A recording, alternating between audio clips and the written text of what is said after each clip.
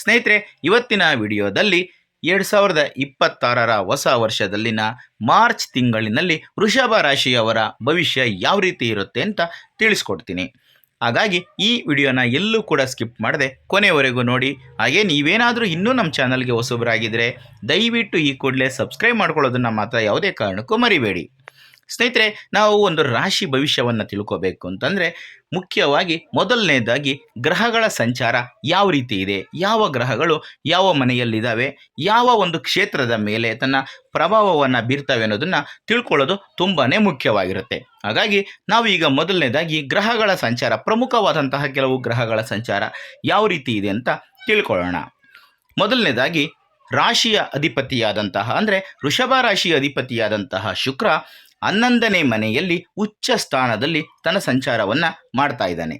11ನೇ ಮನೆಯಲ್ಲಿರುವಂತಹ ಈ ಶುಕ್ರನ ಸಂಚಾರದಿಂದಾಗಿ ಭಾರಿ ಧನಲಾಭ, ಸಾಮಾಜಿಕ ಕ್ಷೇತ್ರದಲ್ಲಿ ಯಶಸ್ಸು ಮತ್ತು ಪ್ರೇಮ ಸುಖ, ಈ ಒಂದು ಕ್ಷೇತ್ರಗಳ ಮೇಲೆ ಶುಕ್ರನ ಪ್ರಭಾವ ಇರುತ್ತೆ. ಇನ್ನು ಮಂಗಳ ನಿಮ್ಮ 10ನೇ ಮನೆಯಾದಂತಹ ಕುಂಭ ರಾಶಿಯಲ್ಲಿ ತನ್ನ ಸಂಚಾರವನ್ನು ಮಾಡ್ತಾ ಇದ್ದಾನೆ. ಇದು ವೃತ್ತಿಯಲ್ಲಿ ಆಕ್ರಮಣಕಾರಿ ವರ್ತನೆ ಮತ್ತು ನಾಯಕತ್ವ, ಈ ಒಂದು ಕ್ಷೇತ್ರಗಳ ಮೇಲೆ ತನ್ನ ಪ್ರಭಾವವನ್ನು ಬೀರುತ್ತೆ. ಇನ್ನು ರಾಹು ಕೂಡ ನಿಮ್ಮ 10ನೇ ಮನೆಯಾದ ಕುಂಭ ರಾಶಿಯಲ್ಲಿ ಸಂಚಾರವನ್ನು ಮಾಡ್ತಾ ಇದ್ದಾನೆ. ಇದು ವೃತ್ತಿಯಲ್ಲಿ ಅಸಾಂಪ್ರದಾಯಿಕ ಬದಲಾವಣೆ ಮತ್ತು ಮಹತ್ವಾಕಾಂಕ್ಷೆ, ಈ ಒಂದು ಕ್ಷೇತ್ರಗಳ ಮೇಲೆ ತನ್ನ ಪ್ರಭಾವವನ್ನು ಬೀರುತ್ತೆ.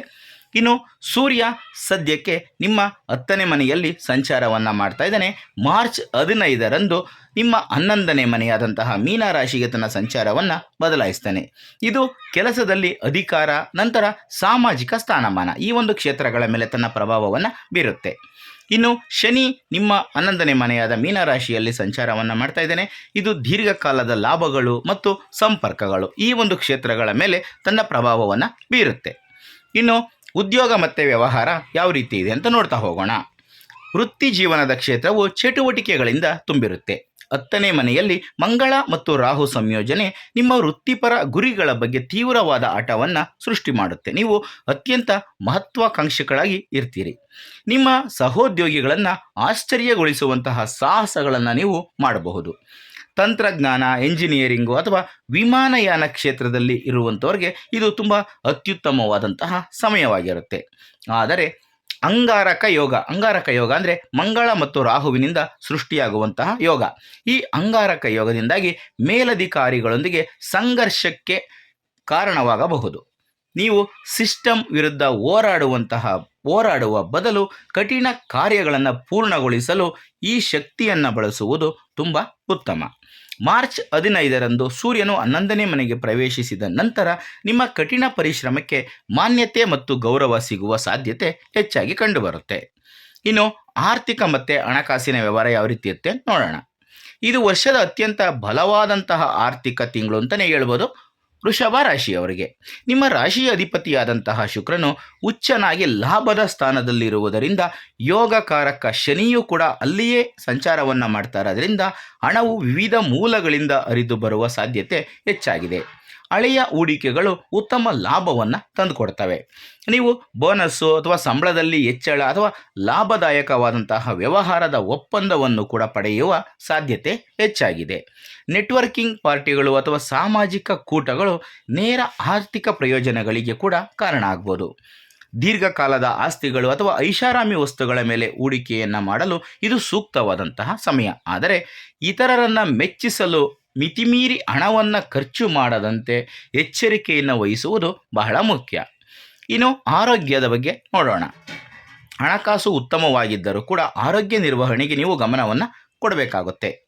4ನೇ ಮನೆಯಲ್ಲಿ ಕೇತು ಇರುವುದರಿಂದ ಅತಿ ಒತ್ತಡದಿಂದಾಗಿ ಉಸಿರಾಟದ ಸಮಸ್ಯೆ ಅಥವಾ ಆತಂಕ ಉಂಟಾಗುವ ಸಾಧ್ಯತೆ ಇದೆ.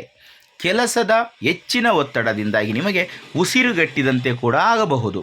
ಹೆಚ್ಚುವರಿಯಾಗಿ 10ನೇ ಮನೆಯ ಮಂಗಳ ಮತ್ತು ರಾಹುವಿನ ಪ್ರಭಾವವು ರಕ್ತದೊತ್ತಡದ ಏರುಪೇರು ಅಥವಾ ಮೊಣಕಾಲು ನೋವನ್ನು ಹೆಚ್ಚಿಸಬಹುದು. ಅದು ಶನಿಯ ದೃಷ್ಟಿಯಿಂದಾಗಿ ಮೊಣಕಾಲು ನೋವು ಬರುವ ಸಾಧ್ಯತೆ ಇದೆ. ಕೆಲಸದ ನಡುವೆ ವಿರಾಮವನ್ನು ತೆಗೆದುಕೊಳ್ಳುವುದು ತುಂಬಾ ಮುಖ್ಯ. ಈ ತಿಂಗಳು ಈಜುವುದು ಅಥವಾ ನೀರಿನ ಬಳಿ ನಡಿಗೆ ಮಾಡುವುದು ನಿಮಗೆ ಮಾನಸಿಕವಾಗಿ ಸ್ವಲ್ಪ ಆರಾಮವನ್ನು ತಂದುಕೊಡಬಹುದು, ಆದರೆ ಸ್ವಲ್ಪ ಎಚ್ಚರಿಕೆ ಅಗತ್ಯ. ಇನ್ನು ಕುಟುಂಬ ಮತ್ತು ಸಂಬಂಧಗಳು, ನಿಮ್ಮ ಸಾಮಾಜಿಕ ಜೀವನ ತುಂಬ ರೋಮಾಂಚಕಾರಿಯಾಗಿರುತ್ತೆ. ಶುಕ್ರ ಉಚ್ಚ ಸ್ಥಾನದಲ್ಲಿ ಇರುವುದರಿಂದ ಈ ಶುಕ್ರನ ಪ್ರಭಾವದಿಂದ ನೀವು ಆಕರ್ಷಣೆಯ ಕೇಂದ್ರ ಬಿಂದುವಾಗಿ ಇರ್ತೀರಿ. ಸ್ನೇಹಿತರಿಂದ ಉತ್ತಮ ಬೆಂಬಲ ಕೂಡ ಸಿಗುತ್ತೆ ಮತ್ತು ಹಳೆಯ ಪರಿಚಯಸ್ಥರು ನಿಮಗೆ ಭೇಟಿಯಾಗ್ಬೋದು. ಅವಿವಾಹಿತರಿಗೆ ಪ್ರೇಮ ಜೀವನದಲ್ಲಿ ಅದೃಷ್ಟವಿದ್ದು ಸ್ನೇಹಿತರ ವಲಯ ಅಥವಾ ಸಾಮಾಜಿಕ ಕಾರ್ಯಕ್ರಮಗಳ ಮೂಲಕ ಹೊಸ ಸಂಬಂಧಗಳು ಚಿಗುರಬಹುದು. ಆದರೆ ಮನೆಯ ಜೀವನದಲ್ಲಿ ಕೇತುವಿನ ಪ್ರಭಾವದಿಂದ ಸ್ವಲ್ಪ ಅಸಮಾಧಾನ ಇರಬಹುದು. ನೀವು ಮನೆಯಲ್ಲಿದ್ದರೂ ಕೂಡ ಮಾನಸಿಕವಾಗಿ ಕೆಲಸ ಅಥವಾ ಸಾಮಾಜಿಕ ವಿಷಯಗಳ ಬಗ್ಗೆ ಯೋಚನೆಯನ್ನು ಮಾಡ್ತಾ ಇರಬಹುದು. ನಿಮ್ಮ ತಾಯಿಯ ಆರೋಗ್ಯದ ಬಗ್ಗೆ ಹೆಚ್ಚಿನ ಗಮನವನ್ನು ಕೊಡಬೇಕಾಗುತ್ತೆ. ನಿಮ್ಮ ಹೊಳೆಯುವ ಸಾಮಾಜಿಕ ಜೀವನ ಮತ್ತು ಮನೆಯ ಜವಾಬ್ದಾರಿಗಳ ನಡುವೆ ಸಮತೋಲನವನ್ನು ಕಾಯ್ದುಕೊಳ್ಬೇಕಾಗಿರೋದು ತುಂಬಾ ಮುಖ್ಯ. ಇನ್ನು ಶಿಕ್ಷಣ, ವಿದ್ಯಾರ್ಥಿಗಳು ಸಾಮಾಜಿಕ ಚಟುವಟಿಕೆಗಳು ಮತ್ತು ಮನೋರಂಜನೆಯಿಂದ ವಿಚಲಿತರಾಗುವ ಸಾಧ್ಯತೆ ಇದೆ. ಸ್ನೇಹಿತರೊಂದಿಗೆ ಮೋಜು ಮಾಡುವ ಬಯಕೆ ಓದಿಗಿಂತಲೂ ಕೂಡ ಹೆಚ್ಚಾಗುತ್ತೆ. ನೀವು ಸ್ವಯಂ ಶಿಸ್ತನ್ನು ರೂಢಿಸಿಕೊಳ್ಳುವುದು ತುಂಬಾ ಮುಖ್ಯ. ಆದರೆ ಕಲೆ, ಫ್ಯಾಷನ್, ವಿನ್ಯಾಸ ಅಥವಾ ಮಾಧ್ಯಮದಂತಹ ಸೃಜನಶೀಲ ಕ್ಷೇತ್ರಗಳಲ್ಲಿ ಇರುವವರಿಗೆ ಇದು ಸುವರ್ಣ ಕಾಲ ಅಂತಲೇ ಹೇಳ್ಬೋದು. ನಿಮ್ಮ ಸೃಜನಶೀಲತೆ ಉತ್ತುಂಗದಲ್ಲಿರುತ್ತೆ ಮತ್ತು ಸ್ಪರ್ಧೆಗಳಲ್ಲಿ ಪ್ರಶಸ್ತಿಗಳನ್ನು ಗೆಲ್ತೀರಿ. ಉನ್ನತ ವ್ಯಾಸಂಗಕ್ಕಾಗಿ ವಿದ್ಯಾರ್ಥಿ ವೇತನ ಅಥವಾ ಹಣಕಾಸಿನ ನೆರವನ್ನು ಬಯಸುವವರು ಮಾರ್ಚ್ 15ರ ನಂತರ ಯಶಸ್ಸನ್ನು ಕಾಣುವ ಸಾಧ್ಯತೆ ಇದೆ. ಆ ಪ್ರಯತ್ನಗಳನ್ನು ಮಾರ್ಚ್ 15ರ ನಂತರ ಮಾಡೋದು ತುಂಬಾ ಒಳ್ಳೆಯದು. ಸ್ನೇಹಿತರೆ, ಈಗ ಕೆಲವೊಂದಷ್ಟು ಜ್ಯೋತಿಷ್ಯ ಪರಿಹಾರಗಳನ್ನು ತಿಳಿಸ್ಕೊಡ್ತೀನಿ. ಆರ್ಥಿಕ ಲಾಭವನ್ನು ಹೆಚ್ಚಿಸಲು ಮತ್ತು ಮಂಗಳ ರಾಹುವಿನ ಒತ್ತಡವನ್ನು ಕಡಿಮೆ ಮಾಡಲು ಈಗ ನಾನು ತಿಳಿಸ್ಕೊಡುವಂತಹ ಪರಿಹಾರಗಳನ್ನು ಅನುಸರಿಸುವಂತಹ ಪ್ರಯತ್ನವನ್ನು ಮಾಡಬಹುದು.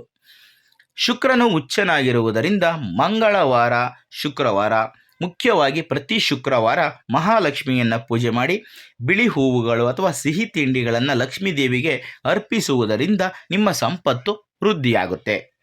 ಇನ್ನು ಮಂಗಳ ಮತ್ತು ರಾಹು ಆಕ್ರಮಣಕಾರಿಯಾಗಿರುವುದರಿಂದ ಆ ಶಕ್ತಿಯನ್ನು ತಣಿಸಲು ನಿಮ್ಮ ಜೇಬಿನಲ್ಲಿ ಅಥವಾ ಪರ್ಸ್ನಲ್ಲಿ ಒಂದು ಸಣ್ಣ ಬೆಳ್ಳಿಯ ತುಂಡನ್ನು ಇಟ್ಕೊಳ್ಳಿ. ಇದು ರಾಹುವಿನ ಪ್ರಭಾವವನ್ನು ಕಡಿಮೆ ಮಾಡುತ್ತೆ. ಶನಿವಾರದಂದು ಅಂಧರಿಗೆ ಅಥವಾ ವಿಶೇಷ ಚೇತನರಿಗೆ ಅನ್ನದಾನ ಅಥವಾ ಬಟ್ಟೆ ಇತರ ಯಾವುದೇ ನಿಮ್ಮಿಂದ ಯಾವುದು ಸಾಧ್ಯವಾಗುತ್ತೋ ಅಂಥ ವಸ್ತುಗಳನ್ನು ದಾನ ಮಾಡಿ. ಇದು 11ನೇ ಮನೆಯಲ್ಲಿರುವ ಶನಿಯನ್ನು ಶಾಂತಗೊಳಿಸಿ ಲಾಭವನ್ನು ಸ್ಥಿರಗೊಳಿಸುತ್ತೆ.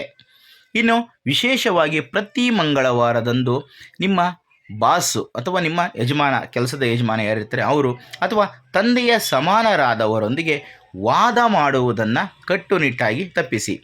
ನಿಮ್ಮ ತಂದೆ ಸಮಾನರಾದವರು ಅಂದರೆ ಗುರು ಹಿರಿಯರು, ದೊಡ್ಡವರು, ವಯಸ್ಸಾದವರು ಯಾರಿರ್ತಾರೋ ಅಂಥವರೊಂದಿಗೆ ಅತಿರೇಕದಿಂದ ವಾದ ಮಾಡೋದನ್ನು ತಪ್ಪಿಸ್ಬೇಕು. ಇದು ತುಂಬ ನಿಮಗೆ ಒಳ್ಳೆಯದಾಗುತ್ತೆ. ಸ್ನೇಹಿತರೆ, ಇದಿಷ್ಟು ಇವತ್ತಿನ ವಿಡಿಯೋದಲ್ಲಿನ ಮಾಹಿತಿ. ಈ ಒಂದು ಮಾಹಿತಿ ನಿಮಗೆ ಇಷ್ಟ ಆದರೆ ಈ ವಿಡಿಯೋಗೆ ಒಂದು ಲೈಕ್ ಕೊಡಿ. ಹಾಗೆ ಈ ವಿಡಿಯೋನ ಶೇರ್ ಮಾಡೋದನ್ನು ಯಾವುದೇ ಕಾರಣಕ್ಕೂ ಮರಿಬೇಡಿ. ಇಂಥದ್ದೇ ಮತ್ತಷ್ಟು ಮಾಹಿತಿಗಳಿಗಾಗಿ ನಮ್ಮ ಚಾನಲನ್ನು ಸಬ್ಸ್ಕ್ರೈಬ್ ಮಾಡಿಕೊಂಡು ಪ್ರತಿನಿತ್ಯ ನೋಡ್ತಾ ಇರಿ. ಮುಂದಿನ ವಿಡಿಯೋದಲ್ಲಿ ಮತ್ತೊಂದು ಹೊಸ ರಾಶಿ ಹೊಸ ವಿಷಯದೊಂದಿಗೆ ಸಿಗ್ತೀನಿ. ಎಲ್ರಿಗೂ ಕೂಡ ಒಳ್ಳೆಯದಾಗಲಿ. ಧನ್ಯವಾದಗಳು.